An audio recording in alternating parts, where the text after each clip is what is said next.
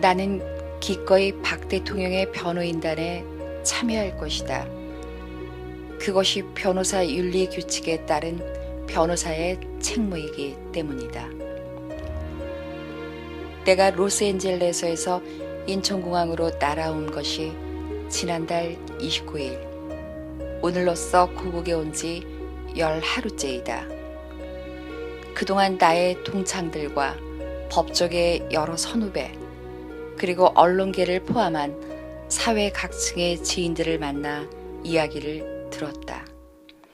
그리고 지난 토요일에는 태극기 집회에 직접 나가서 수십만의 인파가 눈물을 흘리며 탄핵 반대를 외치는 것을 내 두 눈으로 분명히 보고 나도 그분들 앞에서 인사하고 한마디 하는 기쁨을 가졌다. 그런데도 그 다음날 이 나라의 방송, 신문 등 소위 공영 주류로 자처하는 언론 매체들은 이 태극기 집회를 마치 소수의 박사모들이 오로지 광화문 광장에서 열리는 이 나라 주인들의 신성한 촛불 집회를 방해하기 위해 일부러 그 주변의 시청이나 청계천에 모여 시끄러운 구호를 외치는 집회인 양 맞불 집회라는 다분히 악의적인 이름을 붙이고 참여자 숫자도 애써 감추거나 축소하고 있는 언론 왜곡 현실. 다시 말해 쓰레기 정보 만들기를 똑똑히 내 두 눈으로 확인하였다. 그런데 많은 사람들이 나에게 묻는다. 박 대통령 변호인단에 참여하느냐고, 언제 참여하느냐고. 나는 즉답을 하지 않았다. 무슨 의도가 있어서가 아니다. 변호사 윤리 규칙 때문이다. 변호사 윤리 규칙에 의하면 변호사와 고객 관계는 신뢰 관계이다. 그리고 변호사는 정의와 진실의 대변자이다. 권력으로부터 부당한 핍박을 당하는 약자, 피해자의 대변인이다.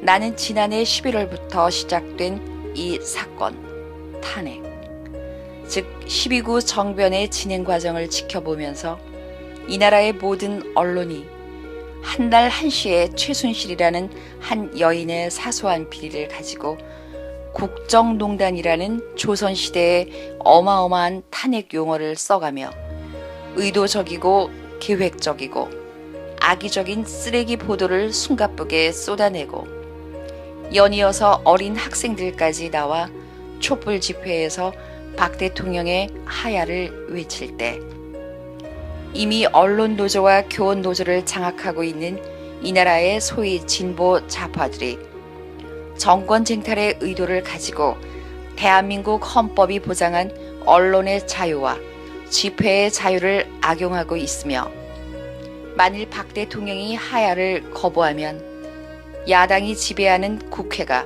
박 대통령을 탄핵 결의하여 직무를 정지시키겠구나 하는 것을 직감하고 있었다. 그리고 서울지검의 이영렬 특수부장이라는 사람이 최순실 게이트에 대한 수사 결과를 발표하면서 소위 수사 의견이라는 미명하에 박 대통령을 최순실 게이트의 숨은 주범이라고 명백히 반역적인 행위를 저질렀을 때 저들이 최순실 게이트를 이용해 박 대통령을 탄핵하려 하는 것을 확신했다.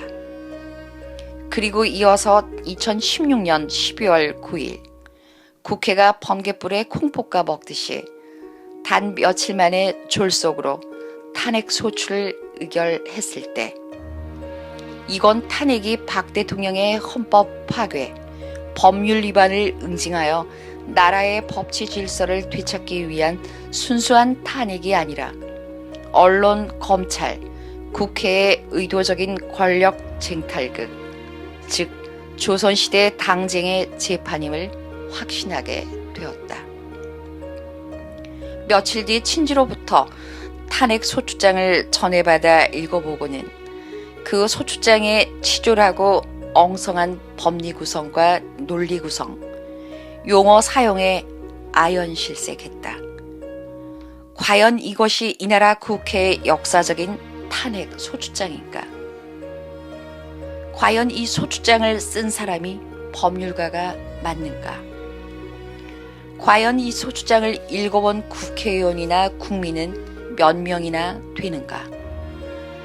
그 수십만, 수백만의 촛불 시위 참가자 중에 이 탄핵 소추장을 읽어본 사람은 과연 몇 명이나 있을까? 2만여 명의 이 나라 법조인 중에 과연 몇 명이나 이 탄핵 소추장을 읽어보았을까? 내 생각엔 아마도 5천만 이 나라 국민 중에 탄핵 소추장 전문을 읽어본 사람은 기백 명을 넘지 않을 것이란 생각이 들었다. 그런데도 언론에는 대한변협을 비롯한 이 나라 거의 모든 사회단체, 시민단체, 학자단체들이 탄핵을 지지한다고 성명서를 냈다. 나는 그들에게 감히 묻고 싶다. 과연 당신들이 국회의 탄핵 소추장 전문을 읽어보았느냐고. 나는 한국에 와서 만난 사람들 중에 탄핵 소추장 전문을 읽어보았다는 사람을 아직까지 단 한 사람도 만나보지 못했다. 어쨌든 나는 며칠간 잠을 못 잤다. 가슴이 답답하고 한숨이 나와 식사도 할 수 없었다.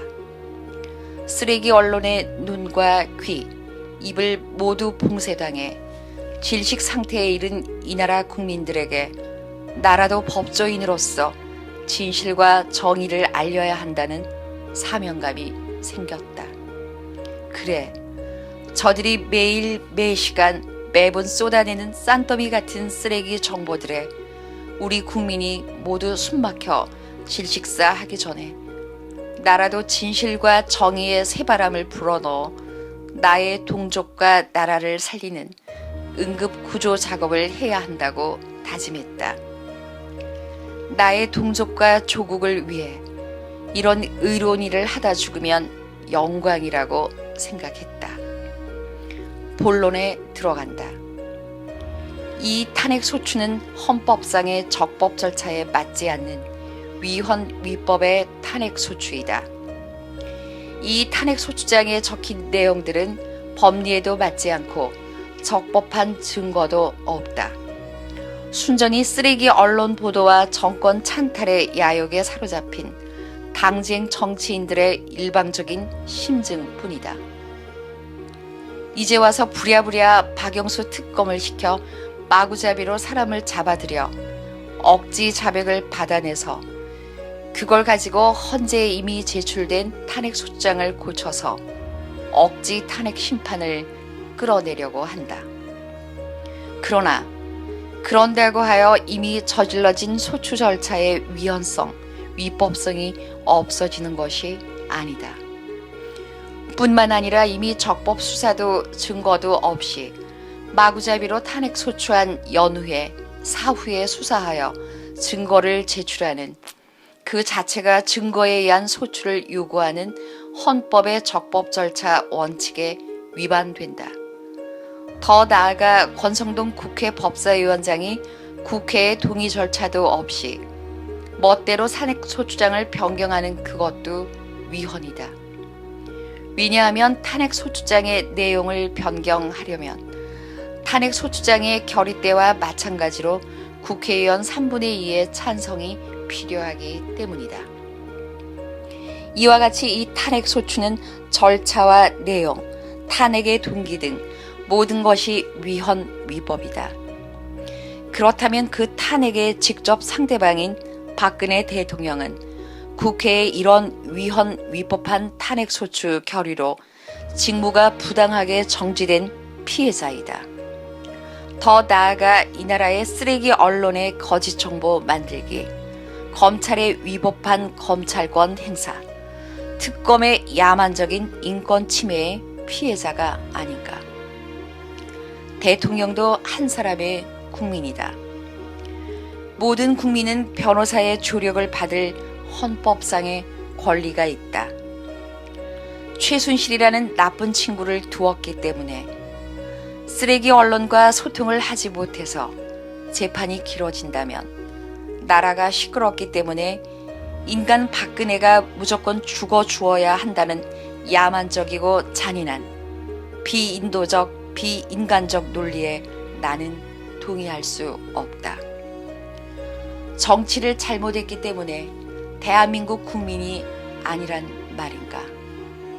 죄를 저질렀기 때문에 대한민국 헌법이 정한 인권을 보호받지 못한다는 말인가?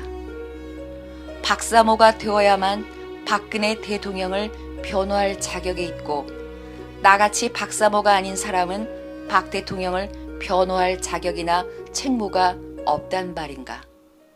나는 동의할 수 없다.